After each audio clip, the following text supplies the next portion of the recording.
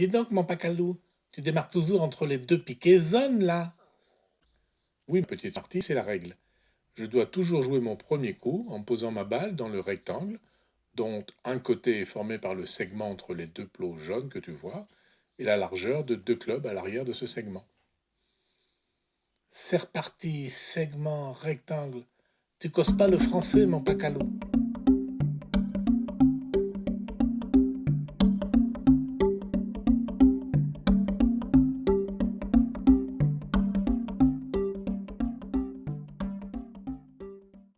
C'est pourtant simple.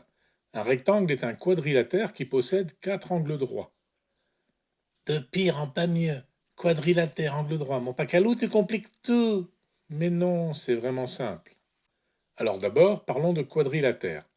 C'est une figure géométrique fermée composée de quatre côtés, comme les exemples ici. Parmi tous ces quadrilatères, certains sont convexes. Chaque fois qu'on y prend deux points A et B quelconques, le segment AB est entièrement contenu dans la figure. Alors pas celui de droite, là, car si je trace le segment en rouge, on voit bien qu'il n'est pas à l'intérieur de la figure. Je le barre. Pas celui-là non plus, le segment rouge est clairement à l'extérieur de la figure, je le barre aussi. Pour toutes les autres figures, j'ai beau chercher, je n'arrive pas à trouver un segment extérieur à la figure. Ils sont donc convexes, je les garde. Alors parmi tous ces quadrilatères convexes que j'ai gardés, certains ont deux côtés parallèles. On les appelle des trapèzes. Voilà, celui qui est en rouge là n'a clairement pas deux côtés parallèles, donc ce n'est pas un trapèze, hop, barré. Et toutes les autres figures ont bien au moins deux côtés parallèles, alors je les garde. Ce sont des trapèzes. Alors parmi tous ces trapèzes que j'ai gardés, il y en a qui ont tous les côtés parallèles, deux à deux. On les appelle à ce moment-là des parallélogrammes.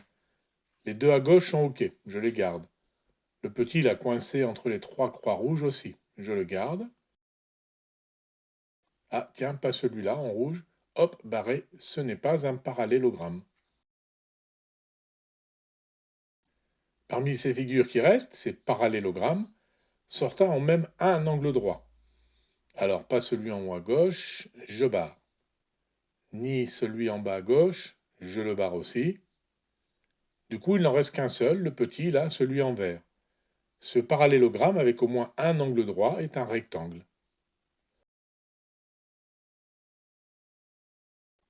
Oh, et si on regarde bien, on voit qu'il a même deux angles droits.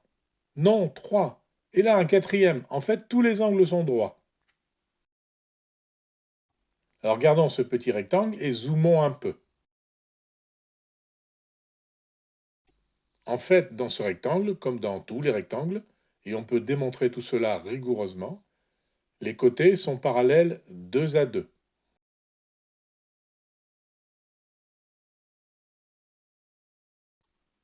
Les côtés sont égaux deux à deux.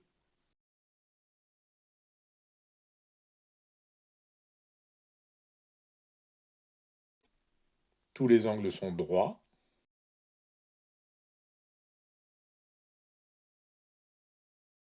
Et les diagonales, les segments qui relient deux côtés opposés, ont la même longueur.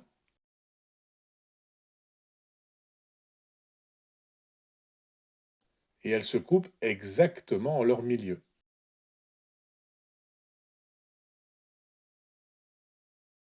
Et si tous les côtés sont égaux, alors? Eh bien, cela forme un carré, qui est un rectangle avec tous les côtés égaux.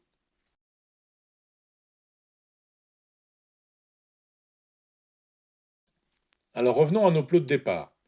J'ai le droit de placer ma balle, ou mon tee et la balle dessus, dans le rectangle qui est formé à partir du segment entre les deux boules jaunes, pour moi, et les côtés perpendiculaires de deux longueurs de club. En général, on prend le plus long club de son sac, le driver, pour avoir le plus d'espace possible. Par contre, mon corps peut s'installer où il veut, tant que la balle est bien dans l'air délimité par ce rectangle virtuel. Allez, bonne partie, et rendez-vous dans une prochaine vignette. Oui, moi aussi, je mets mon corps où je veux pour ma petite sieste.